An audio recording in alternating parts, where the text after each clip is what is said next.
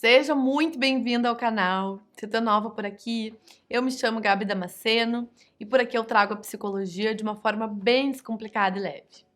E essa aqui é uma série especial para ti que é psi e quer se valorizar e se realizar muito mais com a psicologia. Então te inscreve por aqui, me segue também lá no Insta para te tornar aí uma psi de valor. E nesse vídeo aqui eu quero partilhar com vocês algo que eu sei que é a dor de muitas psis, né, que é a insegurança. Então eu vou partilhar como que eu lidei com a minha insegurança quando eu me tornei psicóloga e como que eu lido com ela até hoje, sendo psicóloga.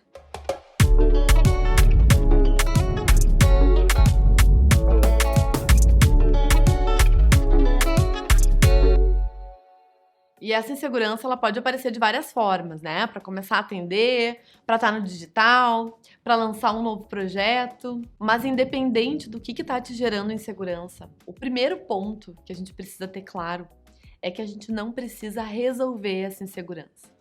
É justamente essa insegurança que nos motiva a buscar mais, ou que nos mostra também que o que a gente está fazendo é importante. Agora, é importante também que a gente observe o que a gente vai fazendo quando essa insegurança aparece. Será que a gente começa a fazer muito curso, estudar demais? Ou que a gente protela?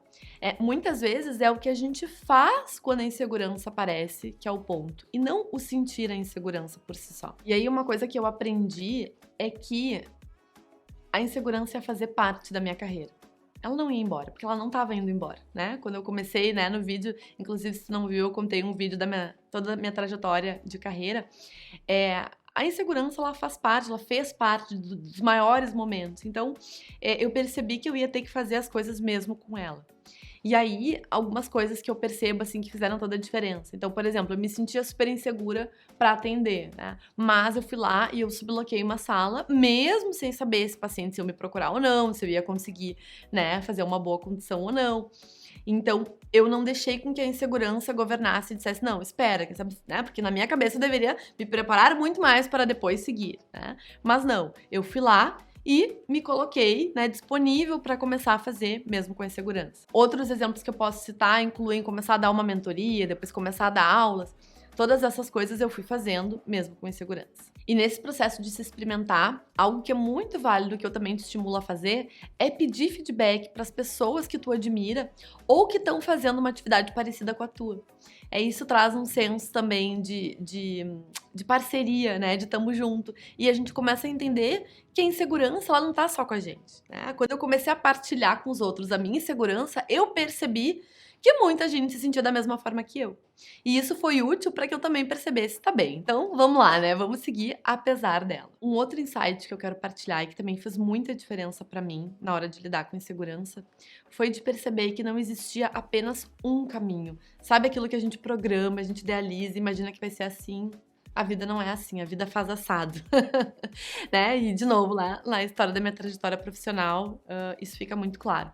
Mas perceber que as coisas não precisam acontecer como a gente imaginou e que a gente pode ir se permitindo experimentar, não gostar, mudar, né? Eu, por exemplo, comecei estudando neuropsicologia, achei que ia seguir por aí, não gostei, mudei. Antes eu atendia muitos casos voltados para a parte do comportamento alimentar, né? Então, principalmente obesidade, mas algumas coisas também de bulimia ou anorexia. Hoje, esse não é o meu grande foco na clínica, eu acabei centralizando em autocobrança, que olha que interessante, né? Que é um elemento, muitas vezes, que está presente ali nos transtornos alimentares, ou enfim, em toda essa esfera do comportamento alimentar, mas que hoje eu expando e entendo que a autocobrança, ela vai aparecer também com outros sintomas. Então, percebam, a gente vai se experimentando e aquilo que a gente achava que a gente iria ir, talvez não seja, algo às vezes que a gente nem imaginou, é algo que pode aparecer pra nós e que a gente pode seguir e vai se dar super bem. Uma outra coisa que fez muita diferença também foi começar a deixar claro pros outros o que eu precisava, mesmo insegura. Então eu pedia muito por indicação, né? Realmente sinalizava, gente, tô atendendo.